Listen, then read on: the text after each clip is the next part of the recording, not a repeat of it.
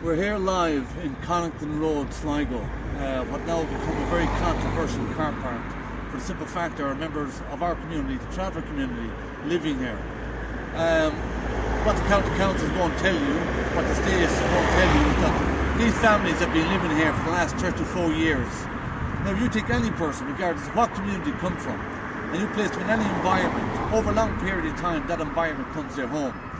They have sought various avenues, explored various avenues to seek better accommodation, which have always been turned down. The council have come in pretty heavy-handed, as they're well known to be doing. They've also availed of the state service of the guards, particularly the guard units, come in with machine guns, threaten people, beat up people. At the present moment, there's members of this family here up in the hospital due to beatings.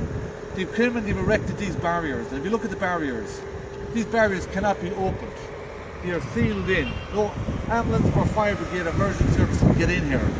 And it's designed for one particular person, or designed for a particular person, so that's the traveller community. We've also a situation where the families here have had family tree that was put down here by their late father 34 years ago, have been cut down. They've been threatened, they've been abused. So regardless of what your views of the travellers are, these families have not asked to live here, but now they are here, they want a better means of accommodation. We're calling on the county council to sit down and negotiate a fair, transparent, open deal with the families. We're asking the public not to buy into the hypocrisy of the county council or the state agencies. And remember this is a culture that is thousands of years old, not 800 years old, but thousands.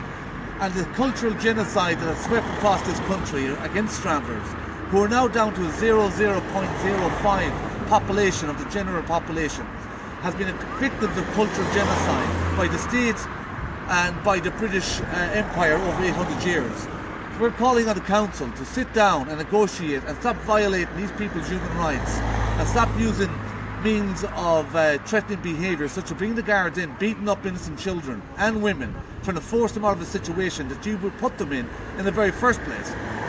You have built pride and honour by erecting monuments, statues of socialists and so on and so forth. You've also put up museums with artefacts that belong to our community, and you've taken pride in that. We are your living ancestors. You have got what Trish Nolan coined as colonialised cringing, that you have distanced yourself from your own history. You do not know your own history, so you destroy ours. We're asking people of Ireland, stop looking at us and we're some deviant community. We're not. We are the living true Irish culture of this island. We're asking for an emergency meeting with the county council to address this situation. The families here have been suffering long enough, hard enough, and regardless of what your views of travellers, no men, women and children deserve to be treated like this. So county council, get your act together and come and meet the travellers, sit down and negotiate a fair deal. Thank you.